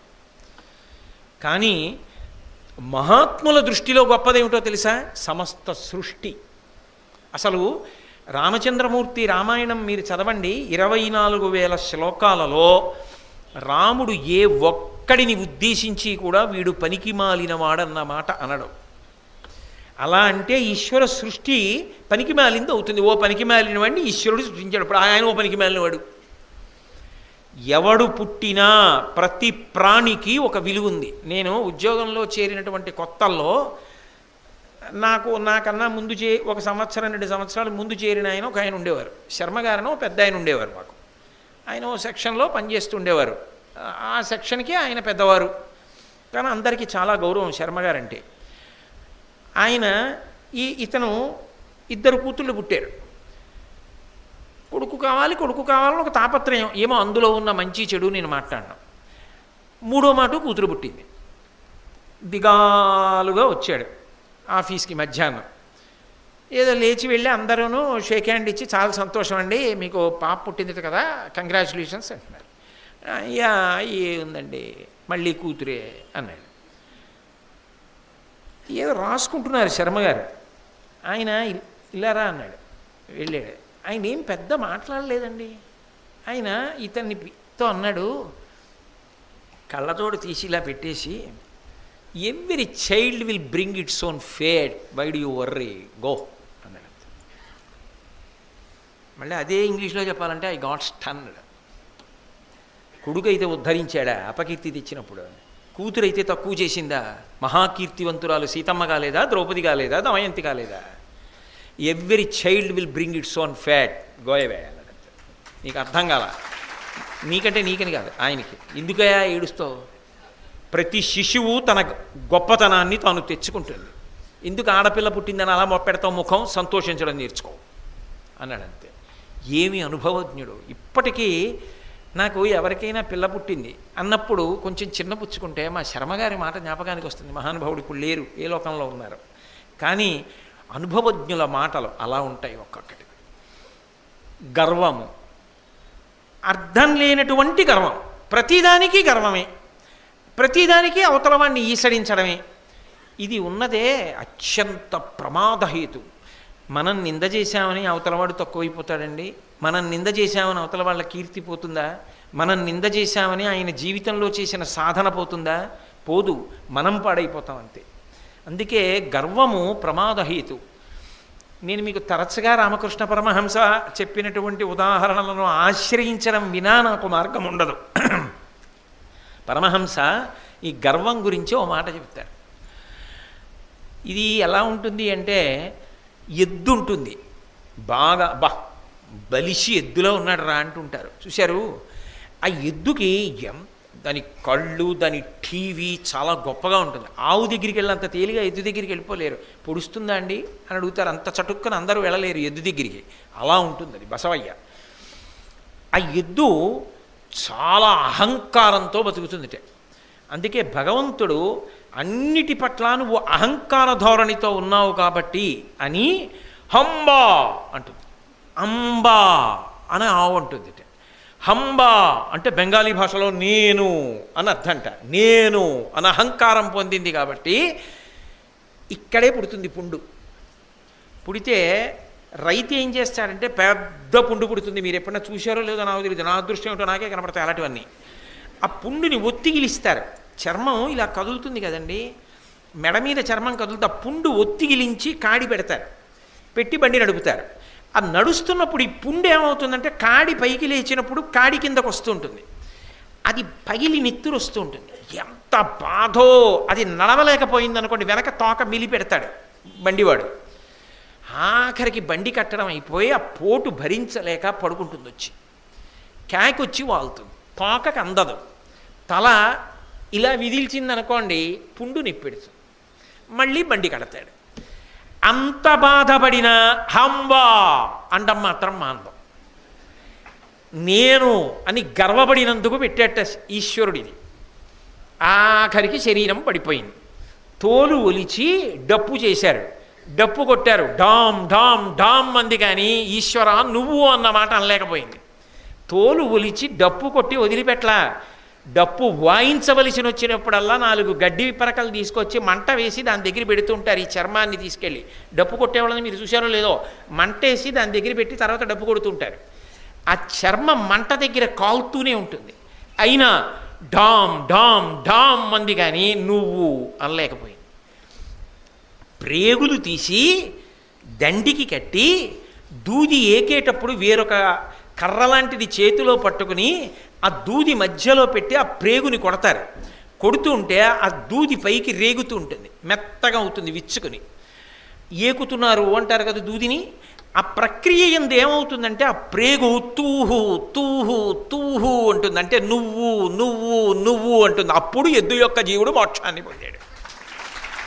అంబా నేను నేను అన్నందుకు మెడ మీద పుండు, తోలు ఒలిచి డప్పు, కాళ్ళ కింద చెప్పు, అప్పుడు కూడా కిర్రు కిర్రు కిర్రు అంది, కానీ తూహు తూహు అనలేకపోయింది.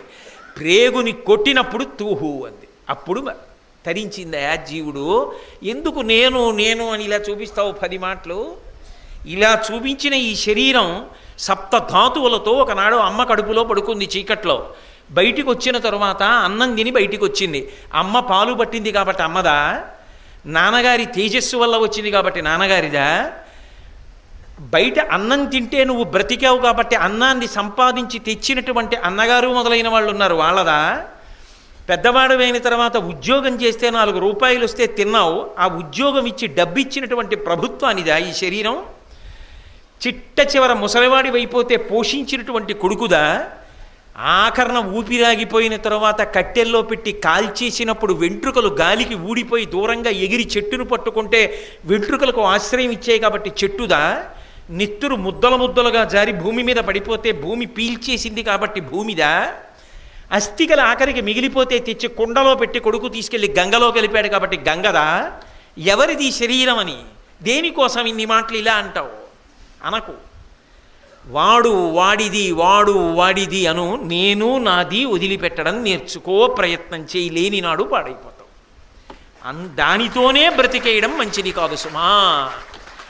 ఎప్పుడు చెప్పిన మాట విదురుడిది. ఎవరికి చెప్పినది? సమస్త మానవాళికి సాధన కొరకు నేర్పుతున్నాడు. దీన్ని పరిశీలించడం చేత కాకపోతే అయిందానికి కాందానికి ఇలాగే అండం నేర్చుకుంటే ఆ జీవితానికి అభ్యున్నతి లేదు సుమా. కాబట్టి కోపము, ఉబ్బును, గర్వము, ఆపోవక యునికియును అంటే తృప్తి లేకపోవడం.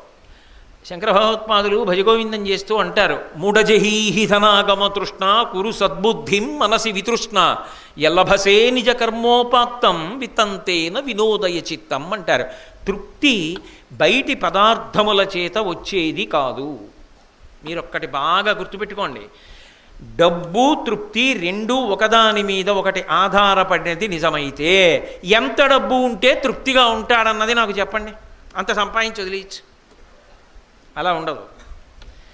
డబ్బు తృప్తి మంట నెయ్యి. మంటలో నెయ్యి పోసారనుకోండి, పలచగా నీళ్ళలా ఉందని ఆరుతుందా, భగ్గున పైకి లేస్తుంది. ఇవాళ 1,00,000 రూపాయలు ఉన్నాయి, దానికి తగ్గ కోరిక తీర్చుకుంటాం. ఇంకొక 10 లక్షలు ఉంటే బాగుండు, ఇది కూడా చేద్దాను. ఆ 10 లక్షల కోసం పరిగెత్తావు, కాలం అయిపోతోంది, ధర్మం తప్పిపోయావు, మనిషిలా లేవు. తృణావర్తోపాఖ్యానం భాగవతంలో అదే. గడ్డి పరకవైపోయావు, ఆశ తిప్పేస్తోంది, సుడిగాలిలా తిరుగుతున్నావు, కళ్ళు కనపట్టల్లా దుమ్ము పడిపోయింది, పరిగెడుతున్నావు, తెస్తున్నావు, మళ్ళీ ఇంకో కోరిక పుడుతోంది, మళ్ళీ పరిగెడుతున్నావు, మళ్ళీ తెస్తున్నావు, మళ్ళీ తీర్చుకుంటున్నావు, మళ్ళీ పరిగెడుతున్నావు. ఏది తృప్తి జీవితంలో? ఎంత సంపాదిస్తే తృప్తి? నేను సంపాదించగలిగినంత నా కొరకు, నా కొడుకు కొరకు, మనవల కొరకు, మునిమనవల కొరకు, ఇనుమనవల కొరకు, అంతేముందండి దానికి. అంటే వాళ్ళెవరేం చేయక్కర్లేదా? ఇదంతా తింటూ కూర్చోడమేనా? దానికి అర్థం ఉండక్కర్లేదా? ఒక కుక్క దాని పిల్ల తనంత తాను ఆహారం సంపాదించే వరకు పెంచుతోంది. ఒక పక్షి దాని పిల్ల అది ఆహారం సంపాదించుకునే వరకు పెంచుతోంది. నువ్వెందుకు నీ జీవితాన్ని పాడు చేసుకంత సంపాదిస్తావు? ఆ సంపాదన కోసం తిరగడం సమయాన్ని పాడు చేసేస్తున్నావా? చెయ్యి, వద్దని ఎవ్వరూ చెప్పలేదు. డబ్బు సంపాదించవద్దని ఏ శాస్త్రము చెప్పలా. కానీ తృష్ణ వద్దు.